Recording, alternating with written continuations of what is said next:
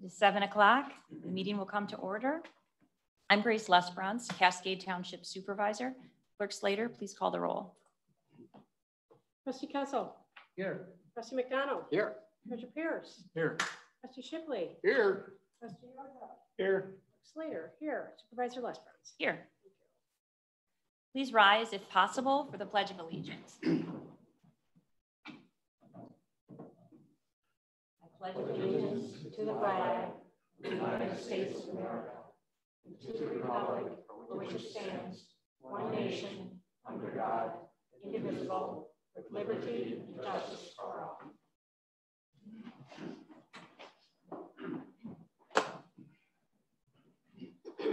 Approval of the agenda. Is there a discussion or motion for approval of tonight's agenda? Shipley makes a motion to approve the agenda. Support. It's a motion by Trustee Shipley, supported by Trustee Kessel, to approve the agenda. All in favor? Aye. Opposed? Motion carried. Article 4, presentations. We have no presentations this evening. So that brings us to Article 5, public comments. And again, anyone wishing to speak, please come to the podium if you are able. Please state your name and address if you're a resident for record keeping. Makes it easier. And also we ask that you try to limit your comments to 3 minutes and direct them towards me as the supervisor, who then questions or concerns can be addressed sometimes at the meeting, but sometimes we need to get back to you at a separate time, and we will do that. So with that,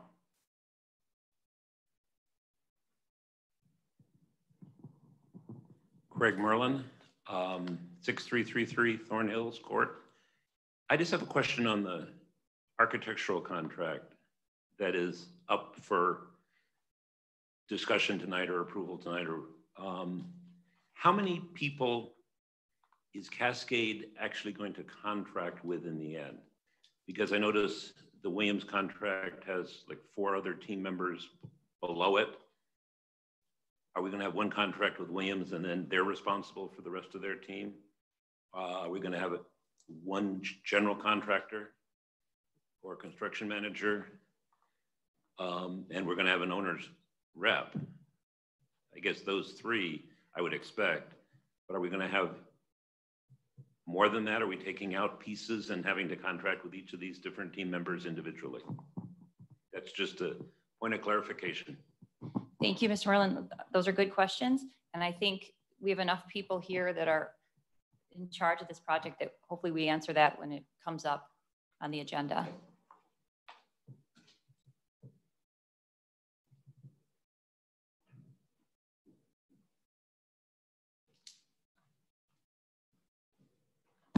Hi, can you hear me? We can, thank you. Good. I was here the last meeting and I sat here for an hour and a half listening to 30 people get up and say, we want to park. And 4 people said they didn't. So I guess the representation up here took it that the 4 is more of a say so than the rest of us. The heck with the rest of the world. So that park is shot because you decided that was it. What about a park on Thornapple River Drive there? Let's put a couple of park benches in there, put a kayak launch down there, somewhere to get in and out of the river to go fishing or something. We got the property now. We don't have to go buy it. It won't be overpriced. Well, we did because we had to tear it down. But now we got park property. Let's use it as that. Okay, thank you. Thank you. Oh, sir, can we get your name just for the clerk's record keeping? Ken Vandercock, 7200 Layton. Thank you.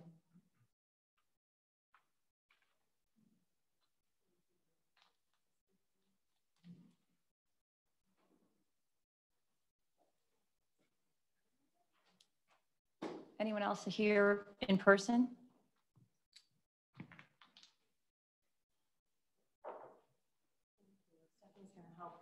Get a document cam. So you all have a packet of information for this. Thank you. So the doc cam is right here. So you just set it here, but do what you can do with this guy, because it's just hard for the home audience to hear. Okay, but how, You'll see when it comes on here. oh, Yeah. that's very cool. Yeah. Thank you. Okay. All right, thank you. I'm Keely Shea, Alaska Ridge, and gosh, I'm following up on something that exactly a year ago, I reached out to Manager Swayze and then Supervisor Bean because our neighborhood, Alaska Ridge, was lacking internet. And then during the government-induced lockdowns. Could you please speak into the microphone? When you're... Oh, sure, sorry. Okay, so all of you know that I've been reaching out since last July, and many in our neighborhood seeking, once we learned that federal CARES funds had been designated for Cascade Township expressly for things such as broadband internet. And we later learned that our neighborhood is likely the only neighborhood in the entire township that doesn't have internet, although it's been reported since 2009 that we have 100% broadband internet coverage to the state. So anyway, I'm following up because we've been literally asking for help for the last year.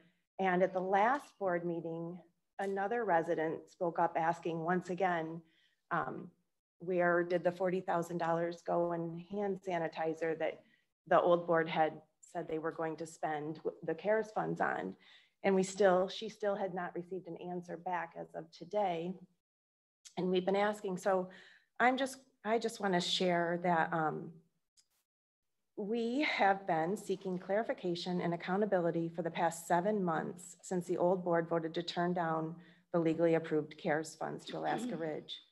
Because it was clear to us that the recommendation of Manager Swayze and the Personnel Finance Committee, consisting of Jim Kosel, Ken Pierce, and Rob Bean, in refusing Alaska Ridge while funding legally questionable expenses made absolutely no sense to us at all, unless there was another agenda being carried out.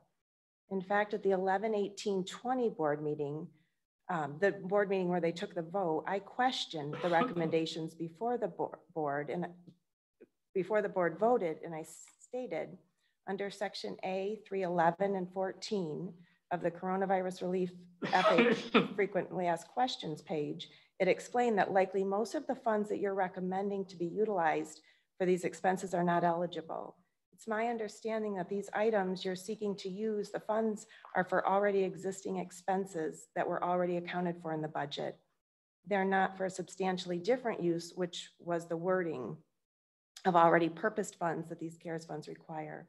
In fact, all the items that you're recommending the funds go to benefit the ongoing administrative costs of the township instead of any funds going directly to the residents or the neighborhoods for the hardships brought on by the government-ordered lockdowns. After 7 months of dismissive replies to our numerous questions regarding the actual expenditures by Cascade Township of the federally granted CARES funds, we have prepared the answers that we've been asking for from documents that we've received through FOIA requests from Manager Swayze and also through packets that were in the board meeting minutes. So this is, and you all have this in your packet, this is exactly what the board voted on November 18th to spend the $217,000 on, that we questioned from the beginning if they were actually legal. So I don't know if you want me to read them all or just skip Ms. through Shea, that. just so technically we're past the 3-minute mark. Okay. I do want to hear, I appreciate, Yeah. need to hear what you're saying, but just Okay. be aware, I guess, is this, Okay, is what you're showing consistent with what we have in the green folders? it is, yes. So if you could hit the highlights. Okay, we'll do it. Try to Thank find you. a balance, but So this was a highlight. So then we sent a FOIA request because these, well, we questioned how are we going to spend $40,000 on hand sanitizer? The FOIA request was due back in 5 days, a maximum, I think, of 15. We didn't get the key parts of it until April, but these emails that were sent from Manager Swayze to the entire board raised great questions that he actually said he gave, I'll just read it for he first emailed the Personnel Finance Committee saying he wanted to follow up on what they had voted on in their meeting for the CARES funds. And he said, I also plan on giving the whole board a heads up on this one. I promised the Alaska Ridge 3 an update once a recommendation was made. I'm assuming they won't be happy, and you may be getting more emails from them this weekend. I'm sure they'll attend on Wednesday. And then he did go on to give a heads up to the entire board, saying, I wanted to give you a brief heads up this morning. You may have read in the packet for the board meeting this Wednesday that the Personnel Finance Committee made a recommendation for the CARES Act funding that did not include funding for the high-speed internet to Alaska Ridge. This morning, I did inform the women. Ms. Shea? Yeah. I do not want to, I'm sorry. Okay, we need to skip that. Okay, well, so that raises questions. So we'll read these. I get it, and it helps that we have copies, but it. Okay, no worries. So then in the FOIA response in April, we finally got the receipts from where the funds were spent, and red flags came up immediately because it was not what the board voted to spend the funds on, first of all.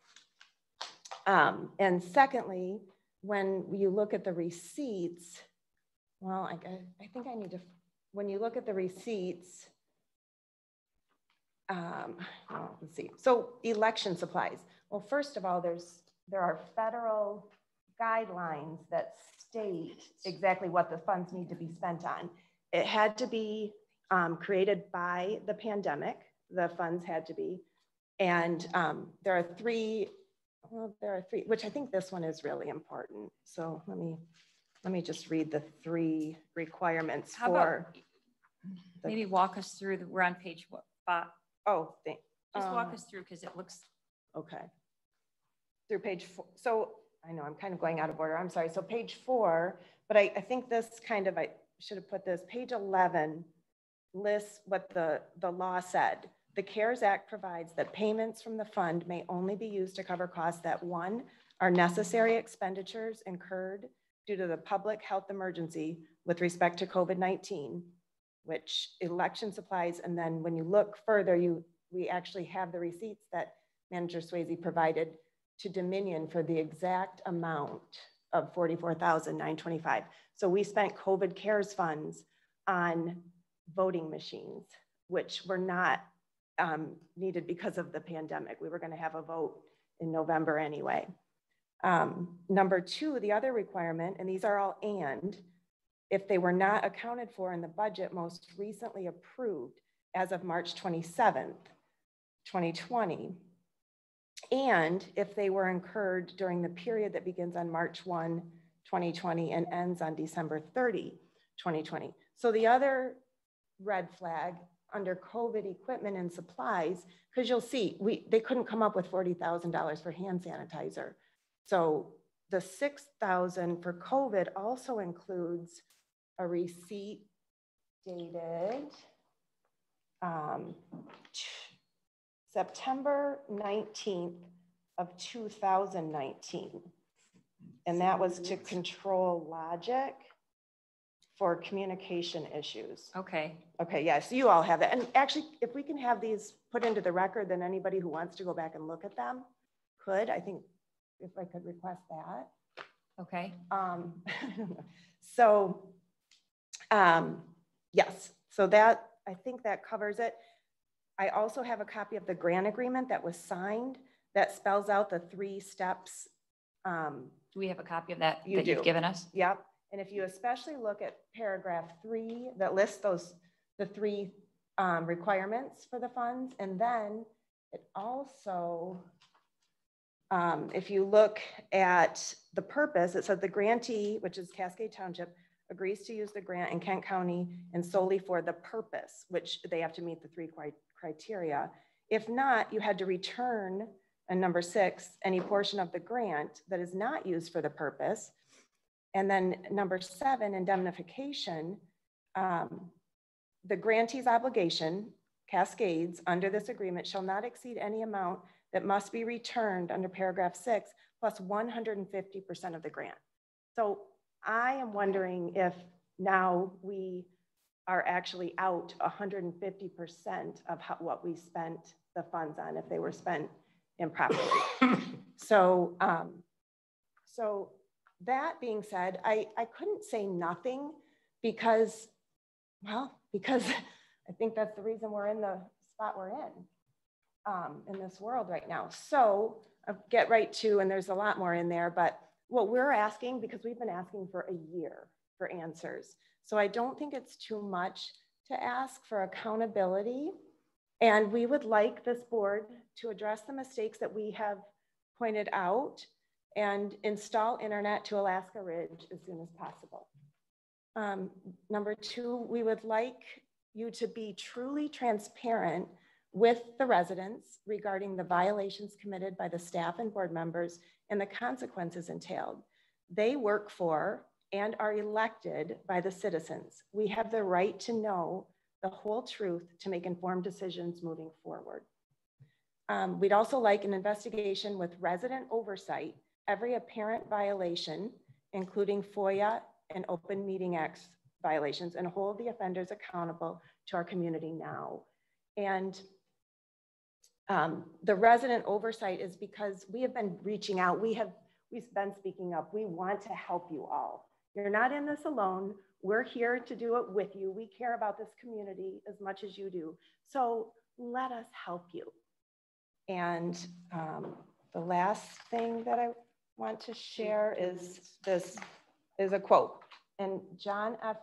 Kennedy gave this in his address to Canadian Parliament, May 1961, when they were talking about all the tyranny in the world. And he was at the Canadian Parliament, and he said, "The only thing necessary for the triumph of evil is for good men to do nothing." So thank you, and thank you for the extra time. I apologize. No, thank you. Thank you.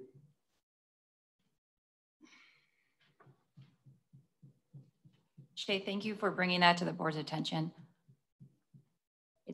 It's too, but we cannot address it today, but we will look at this matter. Thank you.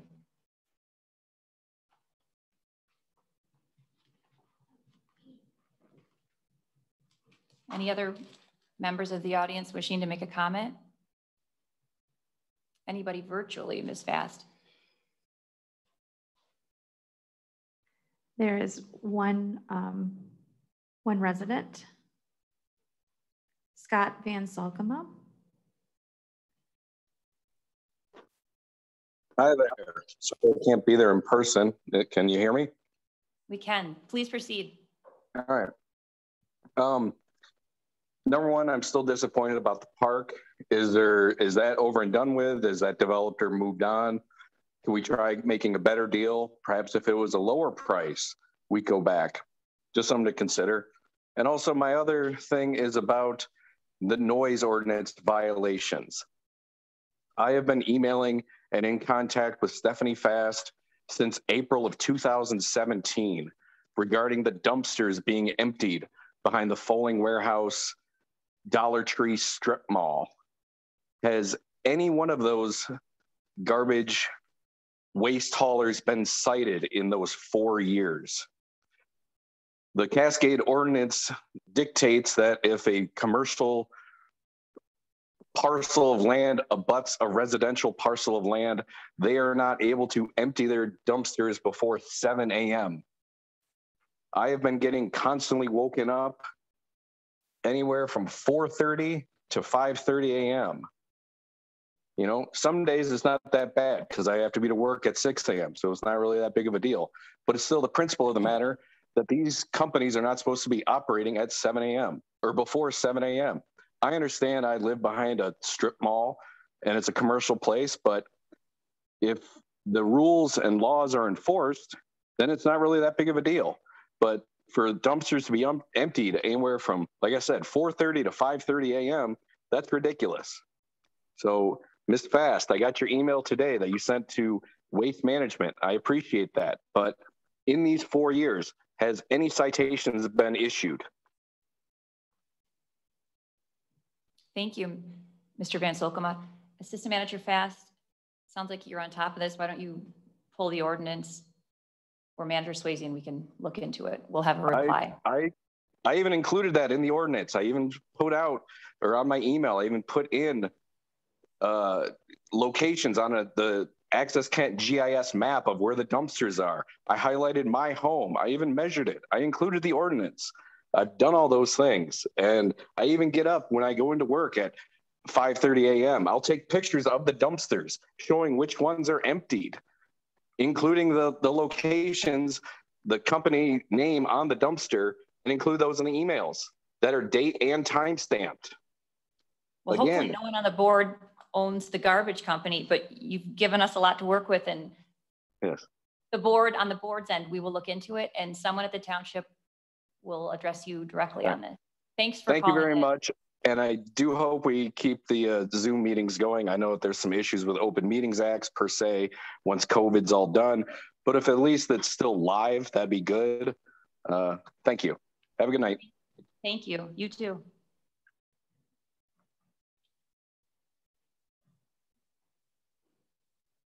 No more raised hands, Supervisor Les Brents. Thank you. That will conclude this portion of public comment. Article 6, approval of the consent agenda. Is there discussion or a motion to approve tonight's consent agenda? Make a motion to approve. Support. That's a motion by Clerk Slater, supported by Trustee Shipley, to approve the consent agenda. All in favor?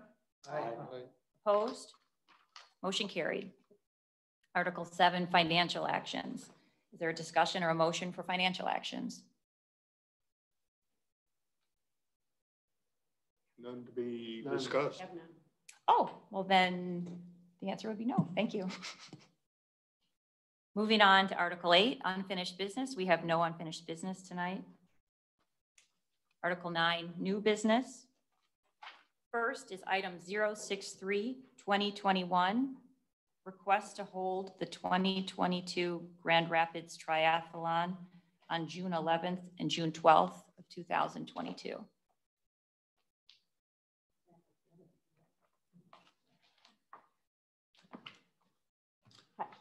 Sorry, John Conkling, Ada resident, co-owner of Tries for Health, who puts on Grand Rapids Triathlon and one of the race directors. Thank you. Well, John's here tonight for questions also, but the organizers did hold their event in June of this year. And if you remember, historically, it's been a one-day event on a Sunday. Last year, the organizers came to the township and requested a trial run, if you will, for a two-day event in order to spread the participants out. And the feedback from the athletes after the June event was very positive about the two-day event. And so they are already receiving requests for 2022 from athletes to sign up. And so we had a recap meeting a couple weeks ago. The organizers would like to at least get the dates for 2022 on the calendar for the athletes. So that's really why John is here tonight requesting just the dates at this time. June 11 and 12, 2022. It's a Saturday, Sunday event again. And the request for then the road closures, we typically do the road closures resolutions. Those will be coming to you in a couple months after some of the details are finalized. So there's information in your packet and a proposal for 2022, and staff is recommending approval of that. John and his crew were at the Ada Township Board meeting on Monday with the same request, and my understanding is that Ada approved those dates for 2022 as well. But certainly John can give you more information and answer any questions for you. Sure. Like Sandra had said, it was very well received this year. It was less stress on the community because we were able to spread the numbers out over 2 days. We had a much shorter day on Saturday. And with the new dates next year, it's not on Father's Day weekend, which was one of the main comments we had, but unfortunately we were kind of locked into that date because of some baseball tournaments that Ada Township had. So that was really the only free weekend, but yeah, it was just very well received all the way around. Part of our run course comes right up into Cascade Township. So we're hoping that you guys will at least approve the dates for us so that we can start moving forward and getting information out to athletes. Thank you. Anyone have any questions? You guys do a great job. I live nearby, and awesome. It's always very clean. You're always very friendly. You manage things well. You make sure the safety for the athletes. It's really well done. Thank you very much. Appreciate it. comment that I have is that I live just down the road from Tom, and this 2-day event was transparent. I mean, even though it was a 2-day event, the second day I'm going, where is everyone? So I don't foresee any issue with the 2-day event versus a 1-day event. Have we received any feedback, Ms. Corhorn or Manager Swayze, negative or otherwise from residents? I have not received any feedback in a couple of years now. I have not either. It's good feedback. Good, excellent. Is there a motion or further discussion? I'll make a motion. We approve the request for Grand Rapids Triathlon to hold the event on June 11th and 12th, 2022. Shipley supports. That's a motion by Trustee Kessel, supported by Trustee Shipley, to hold the Grand Rapids Triathlon on June 11th and 12th of 2022. All in favor? Aye. Opposed? Motion carried. Thank you for coming tonight. Thank you very much. Appreciate it. Good luck with that. Thank you. Item 064, 2021, resolution to consider Cascade Heritage Day on September 25th of 2021. Do we have anyone, Manager Swayze or Ms. Corhorn, speaking to us on this? I will start. Thank you. So in 2021, just like 2020, the Cascade Township 4th of July celebration was not able to be held. The event is typically planned in January through March during a time when it was unknown what the county and state COVID-19 restrictions would look like. Now that those COVID-19 restrictions have been lifted, the committee that typically plans a 4th of July celebration has been exploring the option of a fall event. The event would incorporate this year some parts of the 4th of July celebration, as well as some new activities and events. The idea would be that if the event is successful, it could become a regular event of the township. The goal of the event would be to bring together Cascade residents in the spirit of family, community, and hometown pride, as well as an opportunity to celebrate the unique and rich history of Cascade. Some of the things that we're considering for the day at this time include a 5K/fun run, a cornhole tournament, museum tours and historical activities, family inflatables, rides, and activities that you would normally see at the 4th of July celebration, Friends of the Library book sale, beer tent, food vendors, and live music. The idea would be that the event would run from 9 a.m. to 9 p.m. With various parts of the event taking place at different times. The event would take place primarily at the library property with the exception of the 5K, which right now we're anticipating would start at End at Tassel Park with registration activities at the Township Museum. So many of the parts of the event are being developed and tweaked right now, but at this point, we feel it's appropriate for the Township Board to considering approving the event in concept prior to us making the final plans. If the board does entertain that, we'd also ask them to entertain 2 contracts that the committee has had prepared, the contract for event rides and attractions with Funny Business and for the live music with the band Signal Point. The committee would also like for the board to consider committing $30,000 of township funds to the event, and those would be the funds that would typically come from the line item reserved for the 4th of July celebration. So that is in the budget this year. So I've attached a couple items to the proposal for your review, primarily the Funny Business contract and the contract for Signal Point. So the Heritage Day would be an opportunity for the township to provide a family-friendly event to the community in the wake of the cancellation of the previous 2 4th of July events. If it's successful, we would plan for it to become an annual event to the community.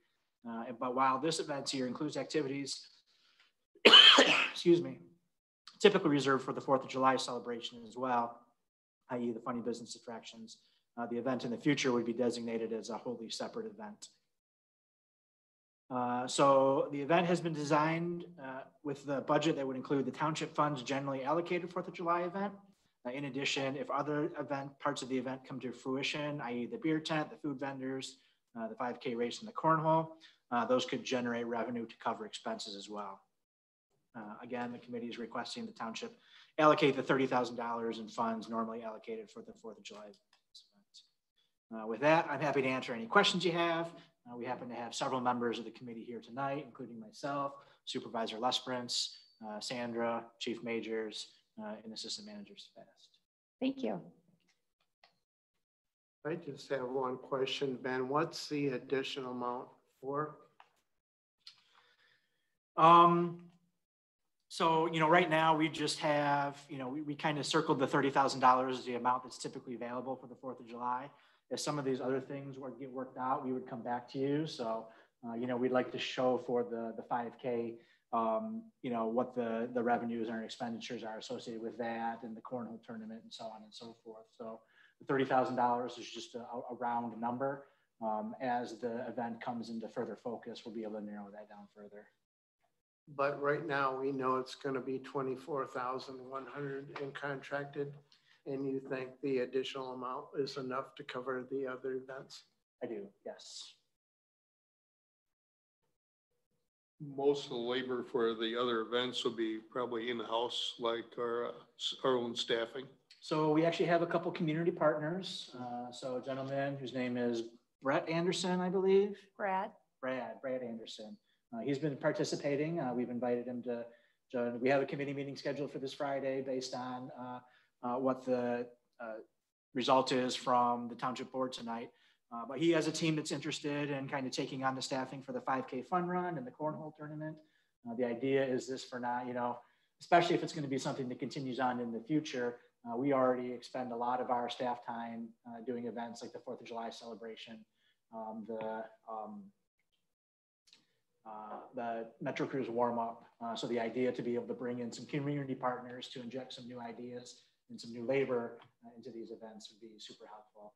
And Brad has a good connection to the schools because he is a teacher there as well. And I think Mr. Anderson said that is also homecoming weekend for Forest Hills Central, I believe. I believe that's correct. And that there are no good football games with Michigan or Michigan State too. So I have a question. Worked nicely. If I'm all about having something to sort of compensate for not having 4th of July for 2 summers, if we make it a permanent event, say we have the 4th of July, then we have this Heritage Day thing, which sounds great, but does that in any way dilute or spread our staff too thin? Does it dilute attendance, excitement, that sort of thing? So, as I mentioned, the idea this year is kind of for it to be a, hey, here's the 4th of July celebration. We weren't able because the inflatables are obviously super popular. But the idea wouldn't be in 2022 to have a 4th of July event with inflatables and then a Heritage Day event with inflatables as well. So the inflatables and the rides would probably go back to the 4th of July. So, we would have an after action after the event this year, figure out what went well, what didn't go well, and then give ourselves a year to plan, okay, what are the other events? What are the other things we can do to kind of fill in those gaps of the items that are going to go back to the 4th of July? As far as spreading the staff thin, that's why it's important for us to bring in community partners so that we're able to spread the work among many hands. If you're going to call it Heritage Day? Yeah. Is that something you might want to bring in some actual history? So the Historic Society has been invited to the meeting on Friday as well. We're anticipating them to be a community partner, try to kick off the event with the registration for the 5K and the packet pickup at the museum and allow them to give tours. And, I was actually in another community in Michigan the other weekend, and they had a history day, and it was really interesting. They had these almost like yard signs, but it was a self-guided history tour. So you would go and it had a QR code on it. And when you click on the QR code, it took you to a website that gave you the history of that site there. So I think there's an opportunity. We're not going to do everything the first year, right? Right now, we're just trying to come out of the pandemic and give the community a reason to celebrate. But I think tying it into the heritage of Cascade, which we have a lot of, will help develop the theme of the event as it carries on in future years. Supervisor Lesperance. Reference volunteers, I also wanted to point out that we have heard from Pastor Jill of the Cascade Christian Church, and that group is very interested in being involved. So they also have indicated that they would have some volunteers available as well. Great, thank you. Assuming the committee is all behind this, I'll make a motion to approve the expenditure of $30,000 for Heritage Day. Shipley supports. I think it's a fine idea. It's a motion by Trustee Kessel, supported by Trustee Shipley, to approve the Cascade Township event of Cascade Heritage Day on September 25th, 2021, and authorize $30,000 for that event. Clerk Slater, please call the roll. Trustee Shipley. Yes. Trustee Nordhook. Yes. Trustee Kessel. Yes. Trustee McDonald. Yes. Treasurer Pierce. Yes. Clerk Slater. Yes. Supervisor Lesper. Yes. Motion carried. Item 065, 2021. Project award for professional architectural and engineering services for Fire Station 1. We've got quite a few people who are able to speak to us tonight. So we'll just listen.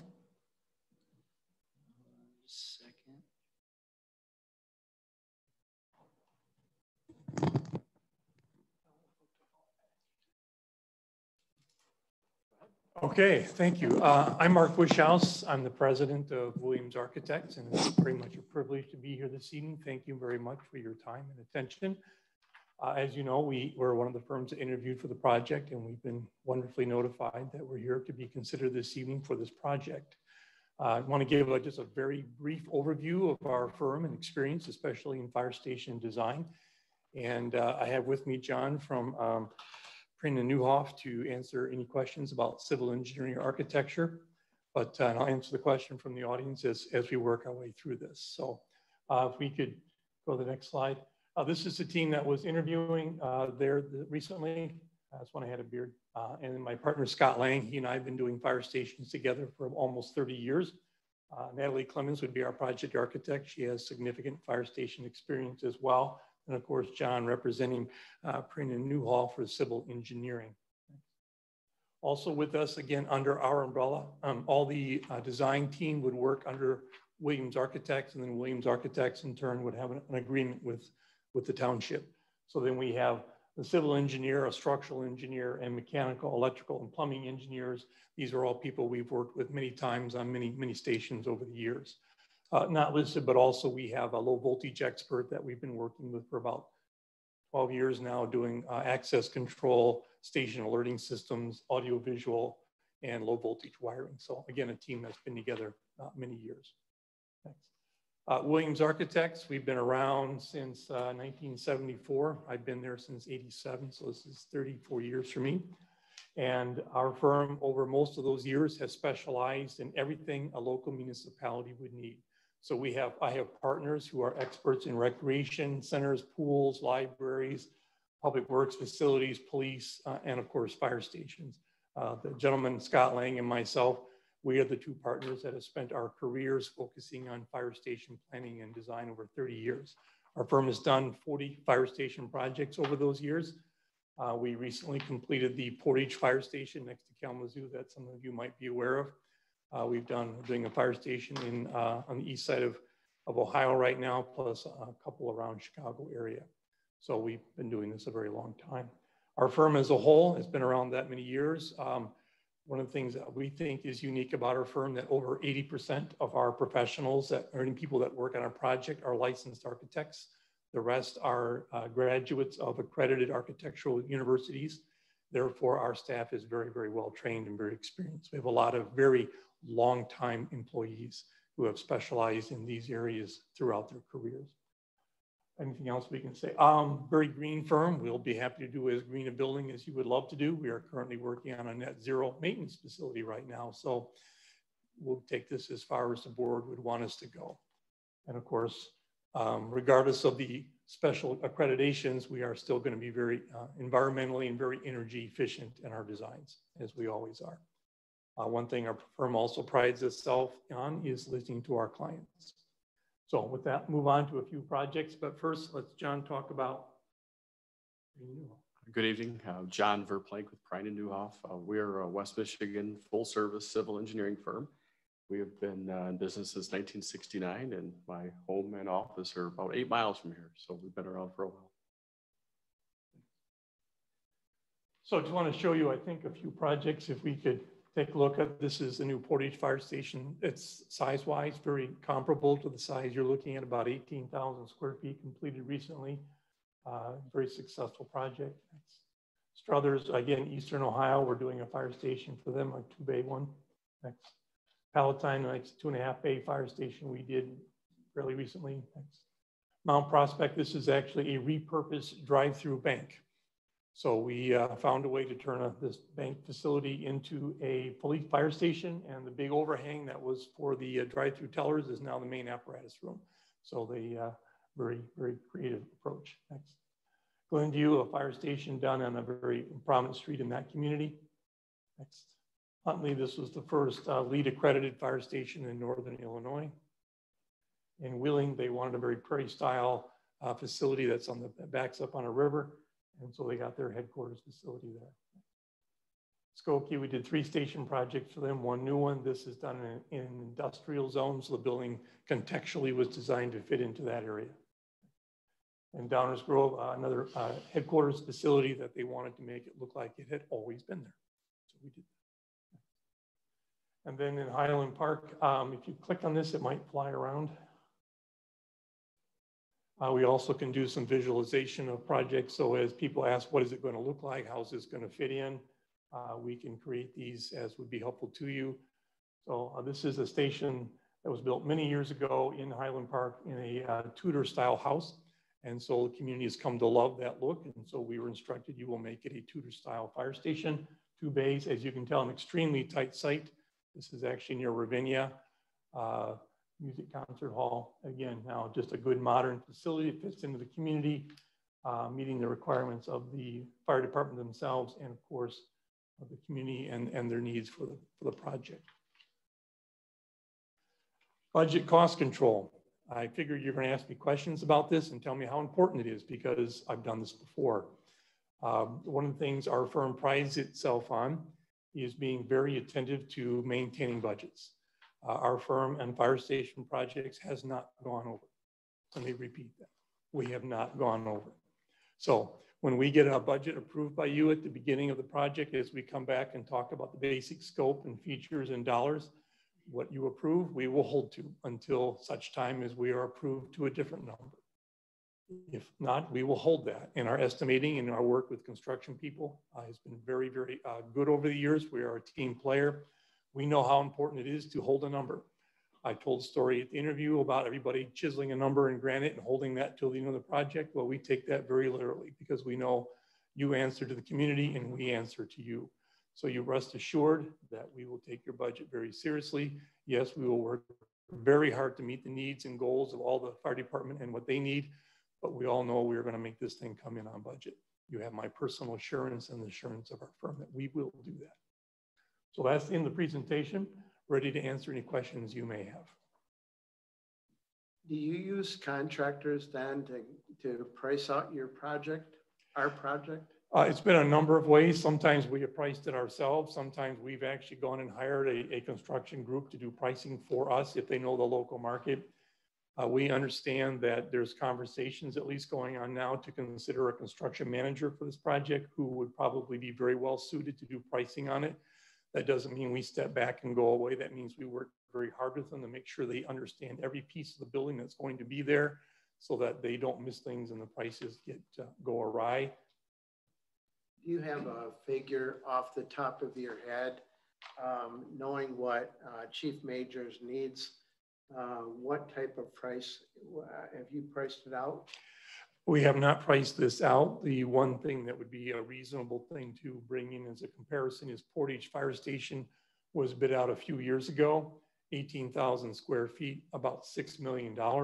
If you add some years of inflation to that, to where we are approximately now or next year, $7 million to build a comparable station would be very plausible.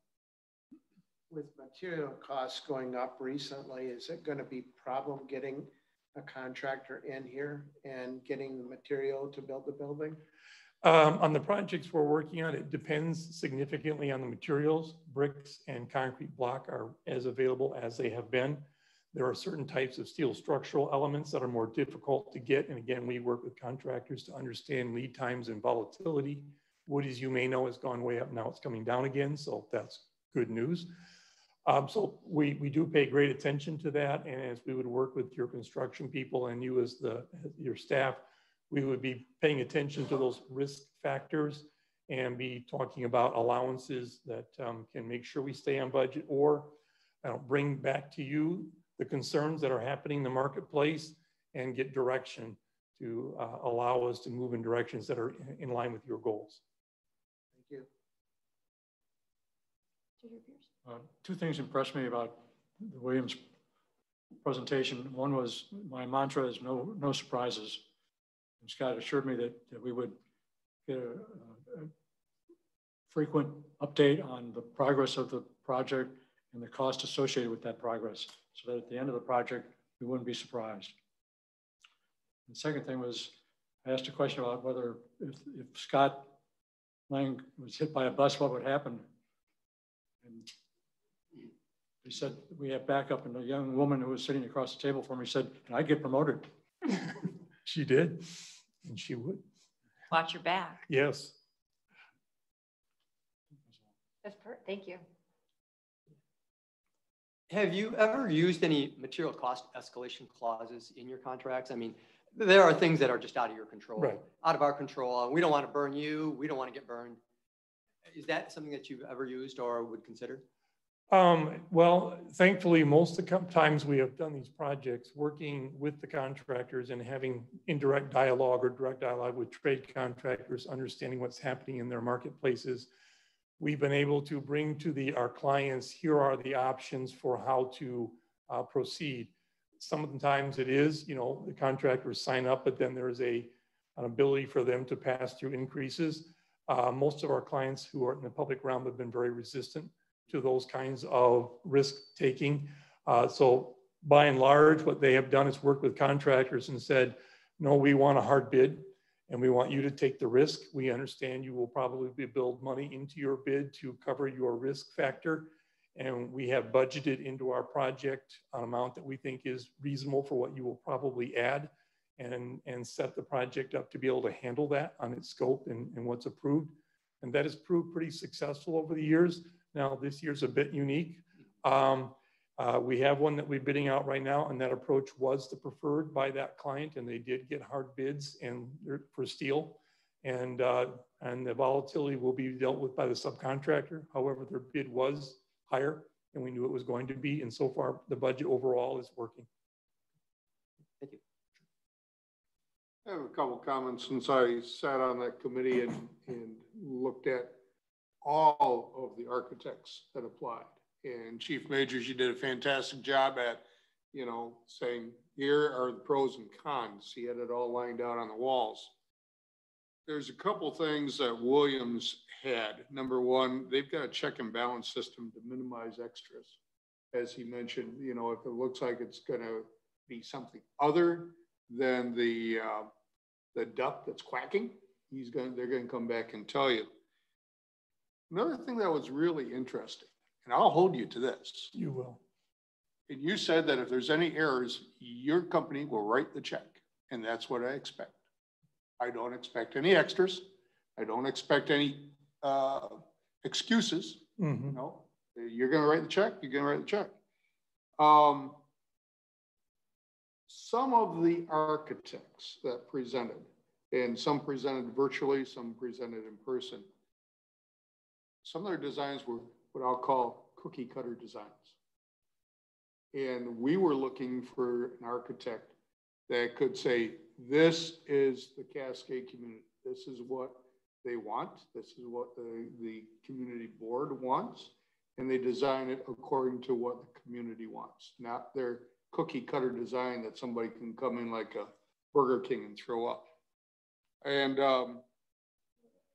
another thing too, with the exception of 2 architects, they committed that there is a possibility to get an early start on this, to get the foundations in prior to the winter setting in, et cetera, which is a big plus to start the actual construction come first thing in spring instead of having to wait for the ground to thaw and then do that work. So there's some highlights that kind of impressed me, and I recommended 2 architectural firms to come before the board. I don't know how many are going to be talked about tonight, but there's some facts that you ought to know. I went to Portage. Trustee Nordhook suggested it, and it was kind of thing where it came up that day. had other stuff to do and it didn't feel, anyways, it was the best field trip we've had. And the fire chief at Portage couldn't have been happier with your work. And he was your best advocate. It was great. And he made it clear too that it was a really big community project with lots of input from residents, lots of different needs, hard to balance all the different voices. And at the end of the day, despite all that, they were really proud of their fire station. Their fire department loved it. And you gave them a great product, 100% on budget.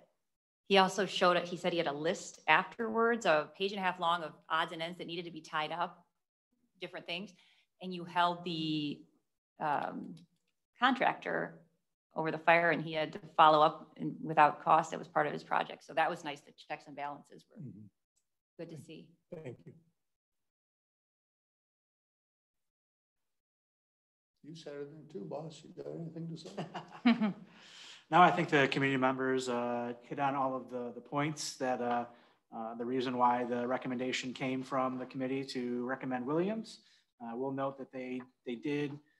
We sat in the fire station conference room for probably about 2.5 hours, and I'll echo what Trustee Shipley said. Chief Majors did a great job. Had a whole wall covered with information about all of the proposals, really digested them.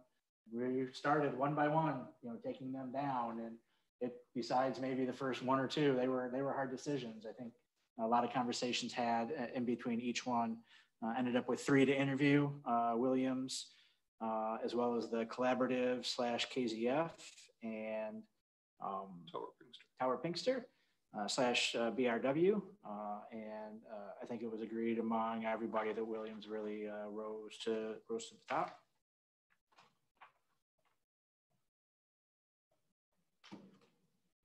Any further discussion or a motion? I'll make a motion, I guess, that we award the professional architectural and engineering services for the new Cascade Fire Station #1 to, who the heck are we talking about? Williams Architects. Second that. It's a motion by Trustee Shipley, supported by Trustee Nordhook, to approve the professional architectural and engineering services for Fire Station 1 to Williams Company? Williams Architects. Excuse me, Williams Architect. Quite all right. Clerk Slater, please call the roll. Treasurer Pierce. Yes. Trustee Shipley. Yeah, I guess so, yes. Trustee Kessel. Yes. Trustee McDonald. Yes. Trustee Nordhook. Yes. Clerk Slater. Yes. Supervisor Lesbrunz. Yes. Motion carried. Thank you for coming in person tonight too. Very We appreciate it. We Thank look you forward very to it. Absolutely. We're excited. Thank you. Thank you.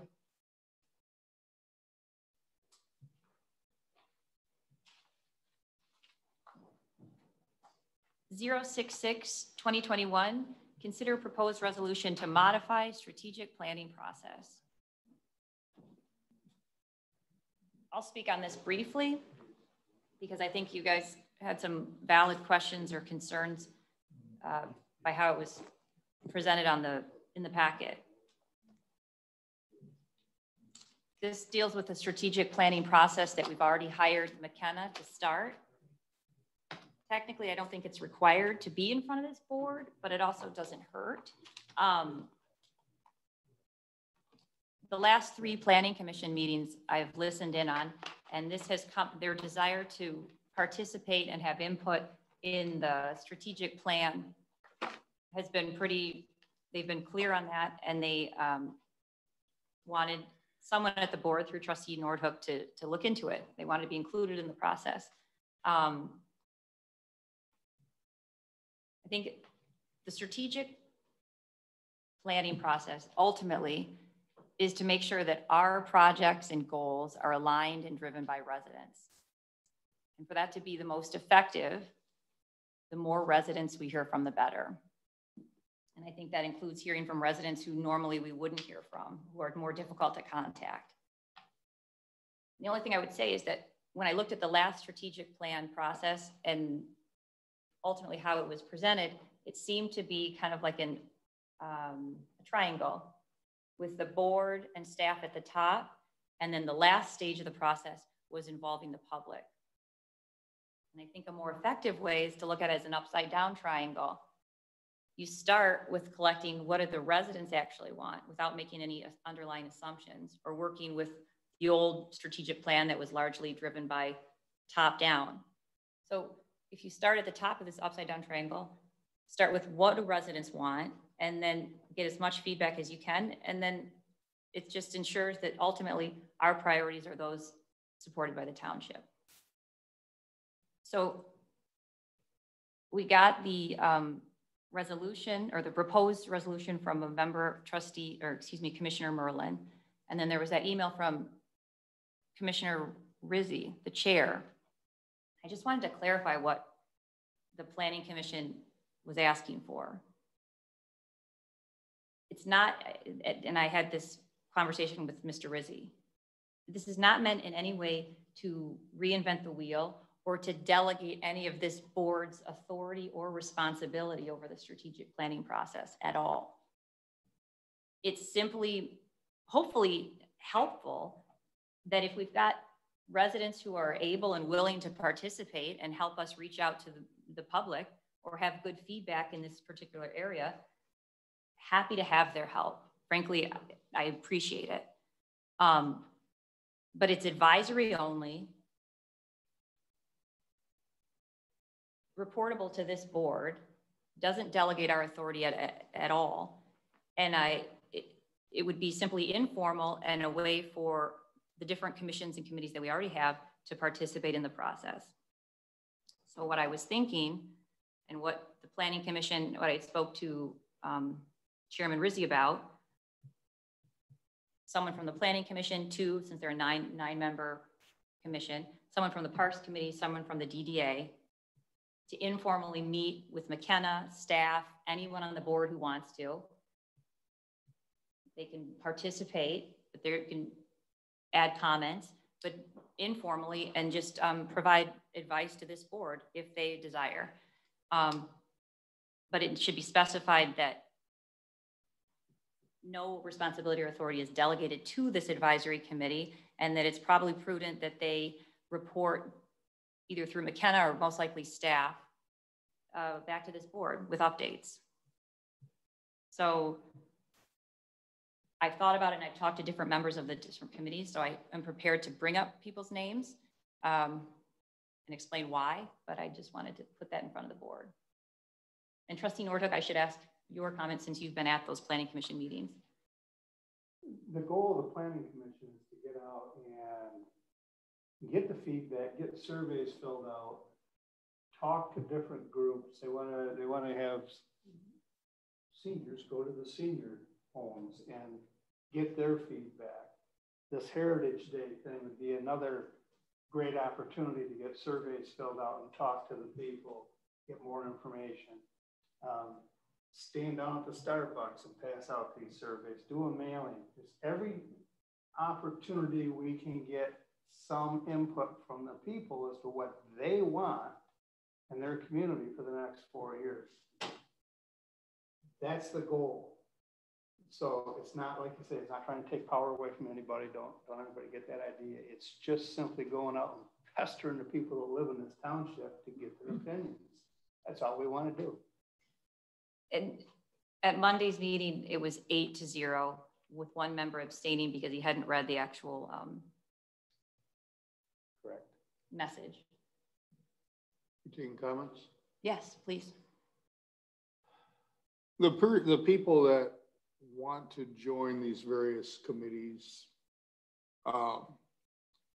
they need to represent all the residents, or as many as possible.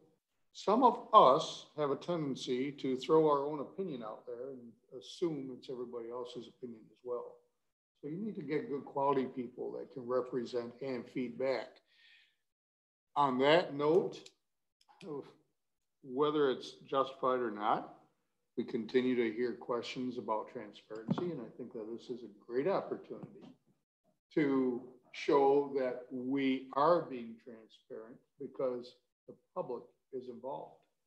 I also have heard from one other person that wants to join the Public Safety Committee and put his 2 cents in for the residents of the township. And that happens to be a copper from Lowell. So, you know, he has some background in public safety. I don't think it's a bad idea. And just based on getting more residents involved in our processes, I think will pay us big dividends later. And that's all I have to say. Thank you.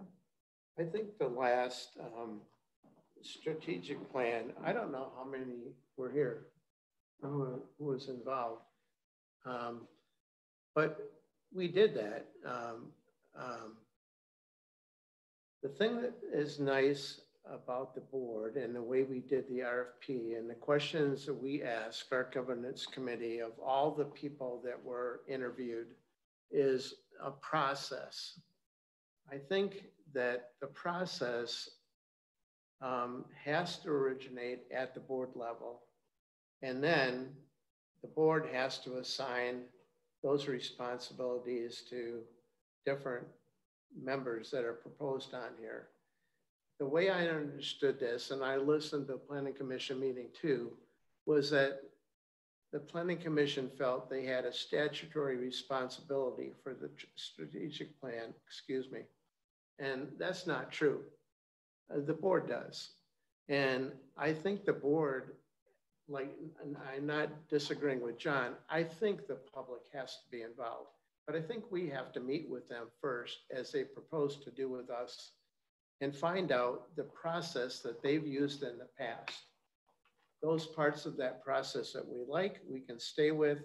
Those processes that we want to involve PC, we want to involve the DDA, Parks Committee, whomever we want to involve. We should involve all our committees, representatives in those.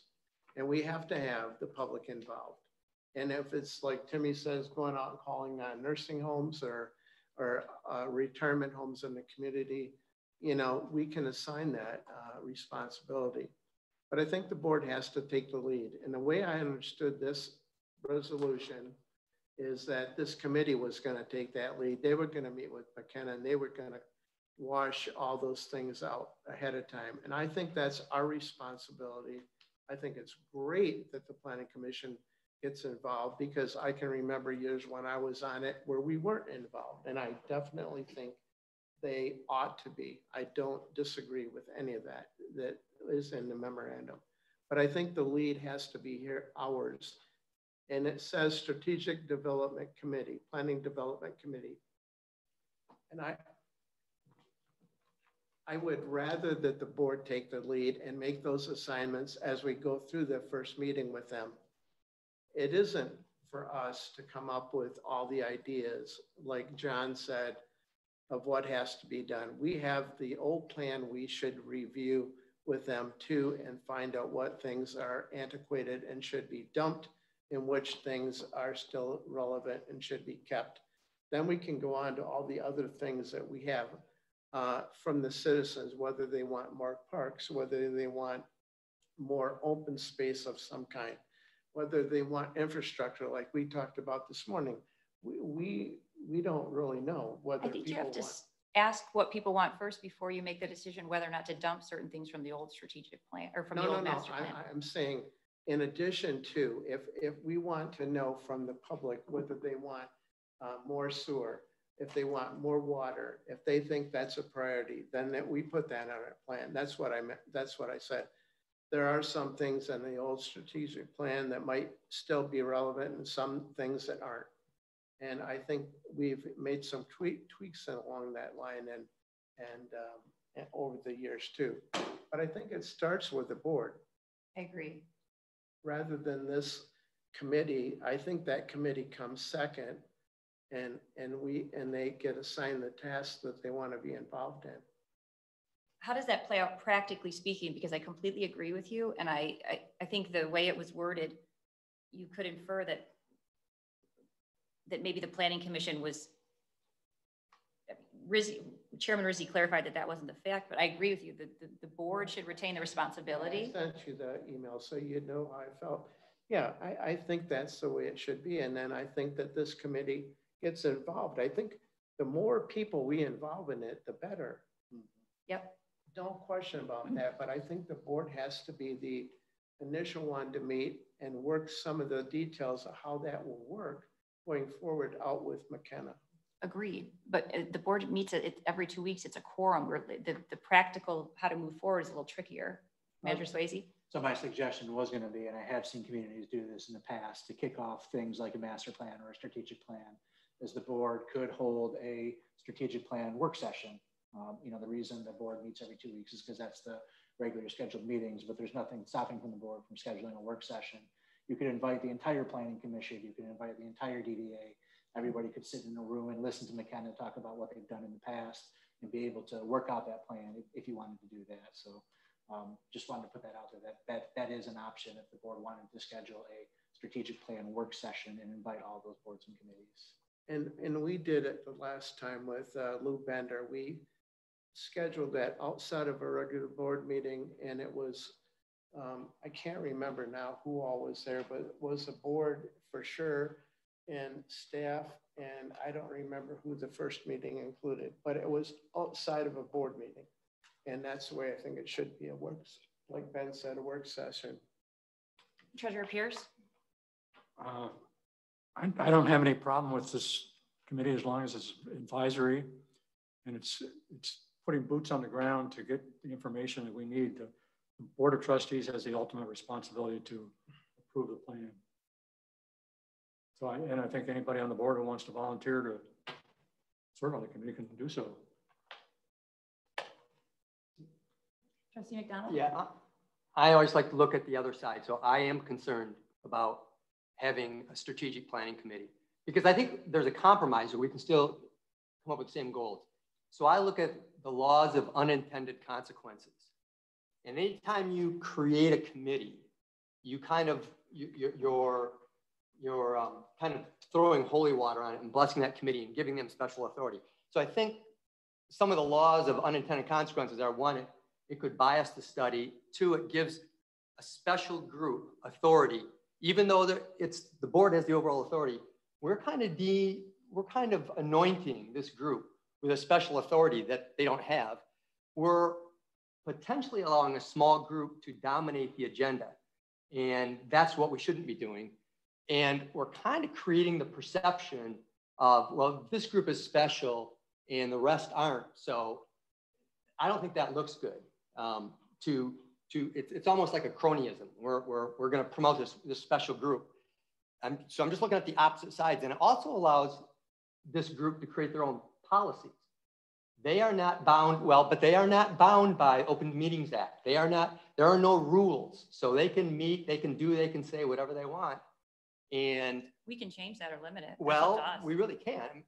But more, and probably most importantly, the sixth unintended consequence is that if we give this a group this special authority and designation, they kind of override the professional experience, expertise, and process that McKenna brings in. We are hiring McKenna to involve the public as much as possible. I think a better compromise would be, and we would know the cost, is we got to ask McKenna, what would the cost be to include 8 more specialized meetings for the public, like the strategic work session that Ben says.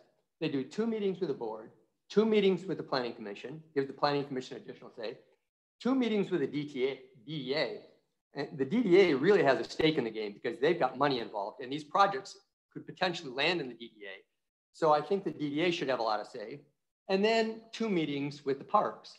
That way we involve all the important committees. We have 8 more meetings for the public, and we enhance the process that McKenna brings already, and they're the subject matter experts. So I would really feel it'd be better to have McKenna addend the contract and say how much would it cost to add 8 additional meetings. I don't think that I don't think it's a good idea to have a strategic planning committee because we give them special powers. The only thing I would respond with that is, that seems to suggest otherwise, is our Parks Committee has been put together since the 1990s, and they haven't, you saw the last meeting, clearly the Parks Committee was, I would argue, hardly even advisory because you had no problem shooting down that. They haven't, despite our own parks plan, they haven't purchased any property for anything green space related at the township since 2011. So I think your fear that they would somehow take on a life of its own powerful. Look at our own parks committee, advisory only. That is nothing. And we have control over all of that. So I disagree. That opens a whole separate can of worms, but. Well, I think there's the law of unintended consequences. We give this committee too much authority and we don't need to. We've got the experts, McKenna, and I think they have a good process. They will involve the public. And I think supplementing it with additional meetings with each of those other bodies gives 8 more public meetings for the public to participate. And it gets more ideas from everybody, the DDA, the Planning Commission, the parks, and the board.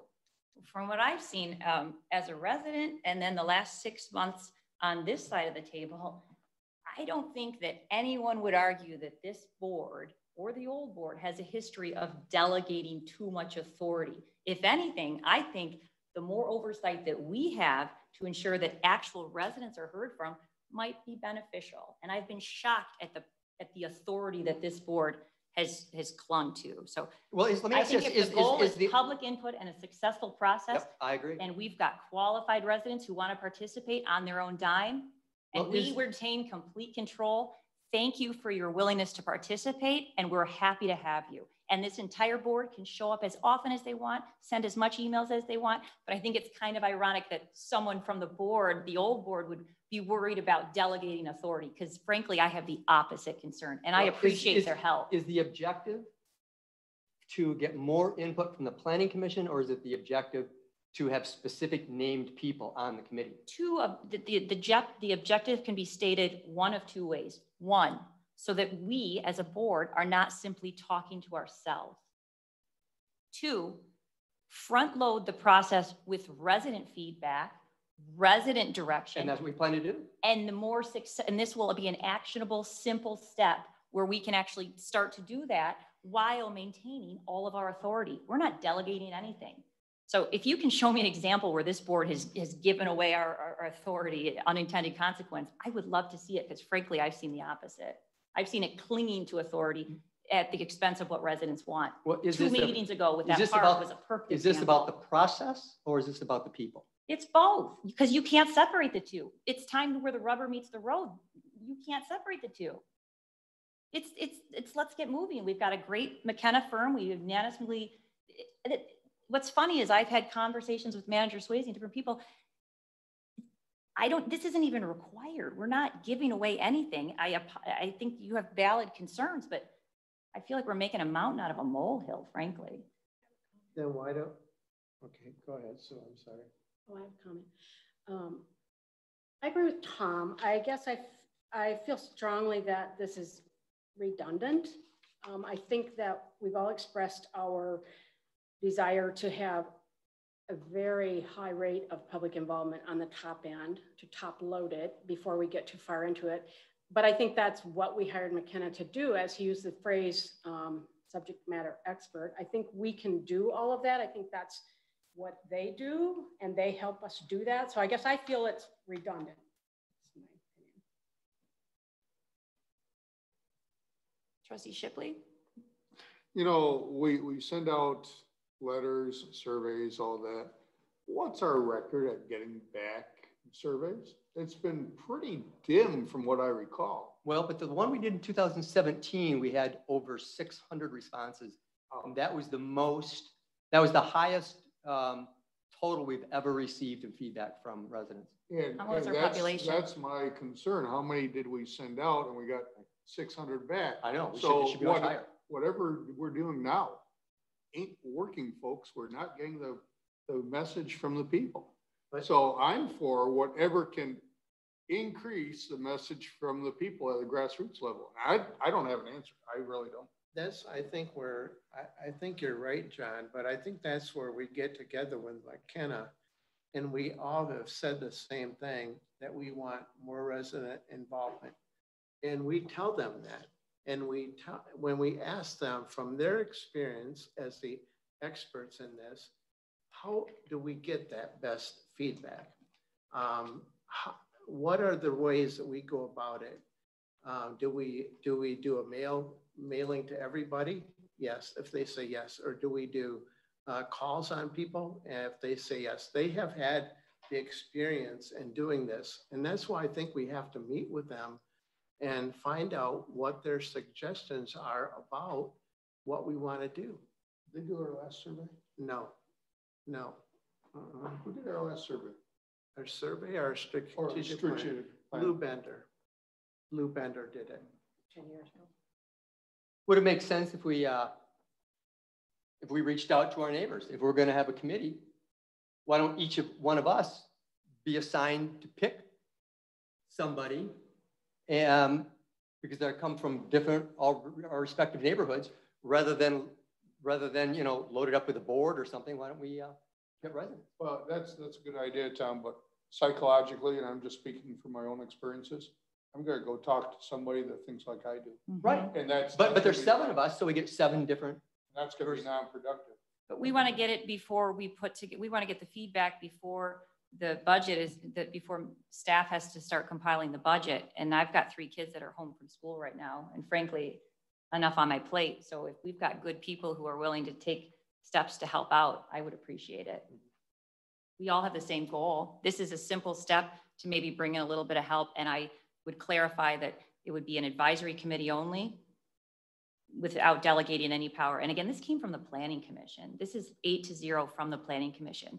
And Chairman Rizzi said that last time he was told by staff, go ahead and you guys have they had some questions and concerns, and the staff member, who is not here today, but has been a central part of past decision-making, told him it doesn't matter because the board's going to approve it 2 days from now anyways. So that's the taste they have in their mouth. And if you get that, it's a little bit disheartening. They send this up 8-0 and they just want to be involved. And what they heard last time doesn't matter because in 2 days from now, the board's already made up its mind. Maybe we send them a different message. Thanks for your help. We appreciate it. We'll retain all the responsibility. But we're not, Grace, we're not taking anybody avoiding them. We're not taking them out of the process. No, but practically speaking, you want to divide up all 7 of us and go door to door? No. But what I'm saying is, McKenna's going to have a process that involves the Planning Commission, that involves the DDA, that involves the residents, that involves us, everyone. I trust McKenna in their process. We steer the ship, and McKenna's wording was start with the old master plan and kind of confirm it and work backwards and end at public comment. And I think that's opposite. You want to get the best public comment that we can up front.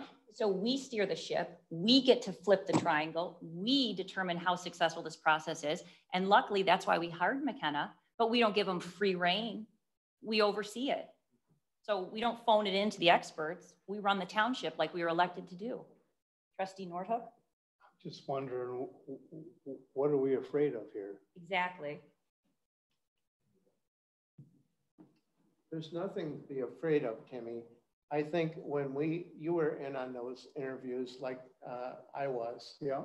And I think you thought first you made a comment, maybe we could do this ourselves. And I think that's not the approach we want to take. We want to hire somebody who's done it before. I think the idea of having what Ben said, a work session with all the members of the if it could be all the members of the DDA, whoever is interested in participating, we should do that. We should do both. And then when we come out of that meeting, it would hopefully, we would have some idea of some assignments and who is going to do what. But we have to address it with McKenna first and the process that they intend to use and tell them we like it or we don't like it. I did ask them and they are happy to have it. They're waiting on us and they said they will wait for our direction and it's not a problem. They don't see any problem with it. Then I think we ought to have that joint public meeting or a work session with us. All of us should be there, and any of the other people in the Planning Commission and the other boards that want to participate should be there too. I agree. And Manager Swayze, Manager Swayze, if that requires board approval, let us know. Otherwise, let's get working on it because that absolutely should happen. That's apples and oranges. It's separate from what's on the agenda right now, but 100% I agree with you, Trustee Kessel. And what we're talking about this is an additional tool that we could use to ensure that this process is meaningful. I don't see the meaning of the need for the tool. It's just an extra step, and I think we can do it with that open meeting with all of us attending. I don't think we have to break it down finer into smaller group. We want participation, let everybody participate rather than limit it to a number of people. It's not limited at all. Everyone's welcome. I didn't read it that way, I guess. Maybe it's not worded well. It's a fine balance between being efficient under a time frame where we want to have it done before the budget, but while not delegating authority. But you don't want too many cooks in the kitchen. It's always a balance. But no, exclusionary is not the goal. Trustee Nordhook? The way I see it, this is a group of people that are going to help support and do some legs on the ground work for the committee to help get this thing started. I don't see why this is so controversial that we don't even know. I don't even know who the people are, and it's almost like you guys have lined up against them. And no, I don't know. But what would those people do, Timmy, if they went and did it now versus us as a board and all the committee meeting with McKenna? When we meet with McKenna, we can let McKenna know we have a group of people that have got the boots on the ground to go out and help do some work. Well, we can. That's they fine. were happy with That's it. What we're they trying seemed to put they seemed together happy and appreciative about it. That's all we're trying to put together is somebody to do the boots on the ground work. Well, and this is just an easy start. And then once McKenna lays it out for us, we can disperse this group. I like it as just a simple potential check and balance between certain people on the board and or staff, anyone included. It just ensures more oversight so that the process is more transparent. Even if these people, whoever they are, you know, it's an email, a phone call, I'm sorry, I can't attend the meeting. That's fine. I just like having additional checks and balances to ensure that the process isn't closed or driven by certain board members or certain staff members. So the Can we fill this out then and the next meeting vote at it so we know who the members are and let them come in and talk to us? Absolutely. It says appointed by the supervisor and approved by the board to lead the strategic yeah, so that process. wording, and I can see why you'd be concerned with that. We can word it. To assist. Yes, and I think that's a good catch and a good edit because I don't want to delegate our authority or responsibility. So I think that's a very good catch. Then why don't we, as I think Jim was the last one that said it, why don't we fill out the names? Why don't we, correct the T's, cross the T's, dot the I's, bring it back at the next meeting and go forward with it. I'd like the only thing I would. One other thing too, folks, is that if you got this group of people doing a lot of the footwork for McKenna, it could reduce our costs. Yep. It could reduce the cost, and McKenna's going to charge us for their staff to go out and do some of this. So the two groups are working together. It's like the right hand and the left hand washing. You can't do it with one hand. Here's an example. We have, because it can be as informal or formal. We have the Parks Committee, a member of the Parks Committee who does this type of work as his job. And they're already at the Parks Committee level coming up with a questionnaire, and it's in the final stages that's relevant. We have a DDA member. This was her background, as well as some urban planning. I showed her the initial stuff, and she had fantastic feedback that would structure questions in such a way that got people opening instead of just like, it was great. So it's a good idea. We're just trying to refine it. Maybe. Right. So can we table this, reword this to take off, as Jim pointed out, the lead, just to make it so it's like you said, it's an advisory committee, and then maybe have 2 members from the Planning Commission, 2 from the DDA, 2 from the board, and 2 from the parks, and that way we've got a good balance. Let's change the name to Strategic Planning Advisory Committee.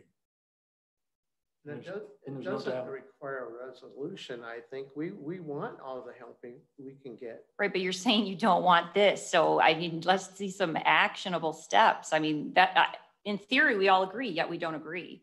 Well, I think we're coming around to just trying to improve the process. So we table it. We, as Ken just pointed out, we call it the advisory committee, and we get the names of who's going to be from the DDA, who's going to be from the PC, who's going to be from the Planning Commission. So when we vote on it, we have it, that group agree. So, that's all. So when the residents look to this board and who they think runs the township, they think of the supervisor. Before I was elected, they thought, I looked at Rob Bean, runs the township as supervisor, and that guy, manager Swayze, I see his face a lot too. Now being on the board, I'm surprised at the amount, the steps that I have to take with the old, against the old guard to diminish my authority as much as possible. I didn't think it was a controversial decision that we shouldn't share attorneys with the airport. I didn't think it was a confidential decision that we should have a planning commission that's free of conflicts with parties that we have contentious issues with. I'm just surprised. I didn't think it was a contentious issue that our ex officio members should actually be validly appointed to the planning commission. But the steps since I've been elected to basic fights with certain members on this split board to make steps that are clearly common sense, make sense, and clearly for the benefit of the township, it's just shocking. So when the township, if the township voted for supervisor, I don't have any desire to run this township, but there's a process involved. And I'm just still surprised at the governance committee behind the scenes asking questions how they can limit the supervisor's authority or public comments to be in writing only. So I feel I'm just tired of the fights. I don't need formal approval for this. I brought this to you guys to be transparent and open. And it's one more roadblock. No parks, even though you're the parks guy. It's just one more wrench in the, you're mixing apples and oranges. McDonald, excuse me. I'm just shocked at it. So anyways, the process on all committees of this township, all commissions is this, because you gotta have a process. The supervisor appoints, just like Supervisor Bean made all the appointments, and the board approves. So rather than, I think that should be the process. Whatever the motion you want to put together, that's fine. But we owe it to residents to be consistent. And frankly, the process should be respected also. So rather than, and I don't want a power grab. I want the help. I'm just worried about you guys trying to clutch to power like you have so firmly since 6 months from clutch now. The power. We turned down an $800,000 proposal for a small piece of property. It has nothing to do with this, Grace. That's one issue. Every single meeting's a new, Trustee McDonald. 665. Yeah. So I guess to clarify, it would be advisory only that reports regularly to this board. The board maintains all authority. And I still think that to balance efficiency with getting the most bang for our buck, the smartest thing is to do 2 planning commissions, 1 parks, 1 DDA, because the planning commission is 9 members. The parks committee is 7, the DDA is 7. We don't need to, I mean, it's just a matter of how far do you want to go down the line. So it would be 4 total, to clarify. I don't know the number. I'm not so hung up on that, but I'm still trying to understand what this committee would do. Who's going to meet with McKenna? Isn't the board going to meet with them? Not all at once. How could we? That's a quorum. We're limited in how we can operate as a board. We did it before we Did you meet with them privately as a board? No, we met with them publicly as a board. Yeah, every 2 weeks. Or if you want to do a special meeting, that's fantastic. Yes, a special meeting. Let's do it. And that's what I'm saying. Yeah, we should. And we can include as many of the people as want to on the PC. Why limit it to 2? Maybe they should all be involved. Ideally, the entire community comes together, greets each other at the door, and sits down, and we efficiently come up with the process. But practically speaking, 1, that's a great, let's have a meeting. 2, let's do this, because you still want to get this going before the budget's put together. Feels like they might be roadblocks versus you got to still be efficient. Yeah, the budget will be a little while. Well, I make a motion that we have the public meeting outside of this one with the McKenna, and we invite all the members of each board that want to attend to be there. But I think it's important that the whole board be there, because ultimately the whole board is responsible for the strategic plan when it's put together. So I don't see a way that we should limit that board number. number of boards. 066-2021 has to do with this advisory only committee. If you want to go ahead and schedule a meeting, that's fine. It doesn't. I'm not sure where we're at. I'd make a motion for an advisory committee only with 2 members of the Planning Commission, 1 DDA, 1 Parks, so total 4. Supervisor appoints, board approves, required that they report to the board regularly, at least once a month, that the board maintains all responsibility for the process as well as all authority over the process. And that, to clarify, this is based on the Planning Commission's desire, an 8-0 vote, and it doesn't in any way diminish the board's responsibility in the process, but it would stay 4 people. That seems to hit all the points that everybody's concerned with, and I support. But I clarification, who is going to meet with McKenna? You can call them and meet as much as you want. We all can. No.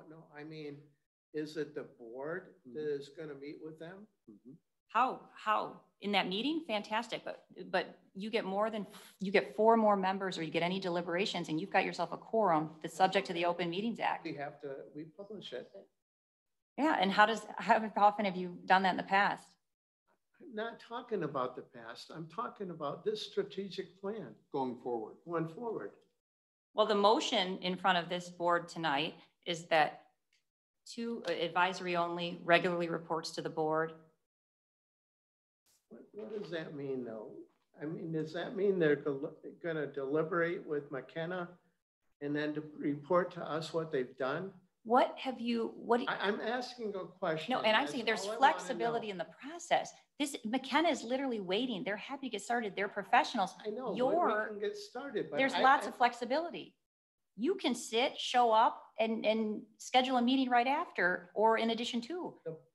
This is going to give some structure. But you're throwing that out there, but you're not offering any structure other than, I fully agree, we should have a community meeting. But this is a simple, actionable step for structure.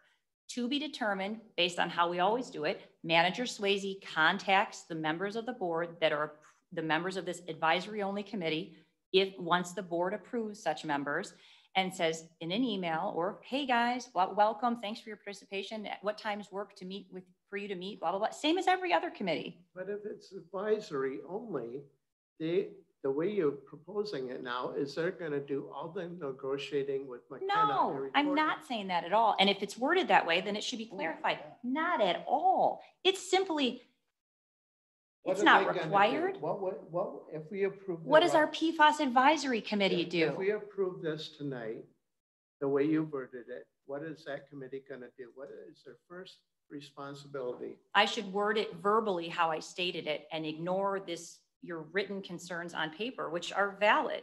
It would be advisory only, reports to this board regularly, at a minimum, let's just say once a month, just to give it a little structure and protection. The board of directors maintains all of its authority and as well as all of its responsibility. The supervisor recommends for appointment the members, 4 total, 2 planning commission, 1 park, 1 DDA. This board has the ability to approve or deny those members. Same as every other advisory committee we've ever done, I believe. Nothing different. Lots of flexibility in the process. No limitation to how you contact McKenna or anyone. The more, the merrier. I don't want to do it separately. I want to do it as part of a process. And you are more than welcome. Yeah. So I just want to clarify, Grace, just so we're all comfortable with it. It's an advisory committee that reports to the board, advisory only. Correct. With yourself, 2 planning commission members, 1 DDA, 1 parks committee member that are approved by the board. So that the next meeting, the board will approve it, yes or no, correct, based upon who's on that. So I guess tonight would be structure. Yeah, approve the membership. This is the structure. So the motion is to approve creating a strategic planning advisory committee And if you want to all caps or bold advisory only, that's fine. Yeah, Strategic Planning Advisory Committee that reports to the board with the supervisor, 2 planning commission members, 1 DDA member, 1 park commission member, and they are to be approved by the board. Yeah, that's 4 plus 2. So, and they are to be approved by the board at the next board meeting. Bingo. I'll second your motion. No. Well, I just want to, that's your motion. I just want to make sure I'm clarifying it right. Is there anything else from anyone on the board that they would like to add or clarify? The more help we're going to get, the better we are. Can I just ask a question? If we're going to plan this all parties meeting, is this meeting going to take place before this committee is set or after the committee is set? Can you say that again? So the idea was to have, as part of the process for the strategic plan, a meeting separately noticed Township Board / Planning Commission / DDA / Parks Committee meeting. Would you guys like me to start working on that immediately, or would you guys like to wait to have the Strategic Planning Advisory Committee sat before that meeting is scheduled? Up to you, whatever you guys prefer. I think we ought to have it. You ought to set it because I think we ought to be involved. Yeah. It doesn't have to wait till this is done. And that's the public one. Yep. I mean, it'll take a while for us to find a date that works for everybody anyway. That's so. what's tricky, and time goes. Pick one. Time goes quickly. McKenna's been ready, and whatever. Pick something. Can we do it at a regular meeting? We could. I would probably recommend that we don't, just because. Do it outside. On the off week, you could do it on an off week. You want to meet with us one-on-one? I can circulate a doodle so everybody can say when they're available. That's a good idea. Yep. Jim, just to clarify, now that we've clarified this a little better and changed this and clarified the advisory committee, are you more comfortable with it? Yeah, I thought it read very much like a steering committee, and that I wasn't comfortable with. And that's not what Grace is saying. Okay. Grace is saying it's a advisory committee only that reports to the board, headed by the supervisor, with 2 planning commission members, 1 DDA member, 1 park committee member, who are to be approved by the board at the next meeting. Yes, good clarification. Hopefully this all brings us closer together. Yes. So this resolution only sets the structure. The next meeting will set the approval of the recommendations with another resolution, correct? Can you say that again, Clerk Slater, please? This resolution only sets the structure. The next meeting names the people with a resolution, correct? Baby steps, if that's what you prefer. Just so we're clear. You can go as fast or as slow as you want. That's fine. It might be good to have one other board member too, just so we have 2 board members. That would be good. So you might consider adding a board member. Thank you. Can we all sing Kumbaya now? Yeah. I'll hold hands. Put our heads together. Are you seconding it with that? Jim, are you seconding it with that recommendation of adding a? Well, you already have the motion and we already have a second. I'm not opposed to it, okay. But John said that. Oh, okay.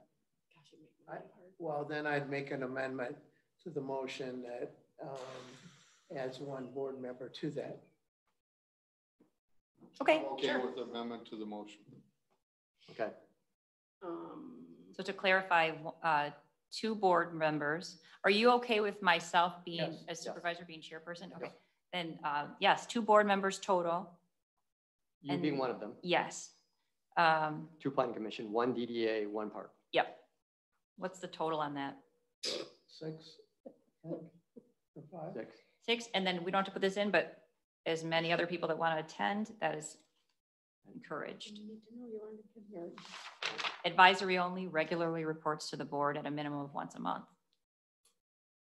Yep. Do we beat this dead horse enough, or is there anything else we want to say? I think the horse is dead. Clerk Slater, please call the roll. Trustee Kessel. Yes. Trustee McDonald. Yes. Treasurer Pierce. Yes. Trustee Shipley. God, thank you. Yes.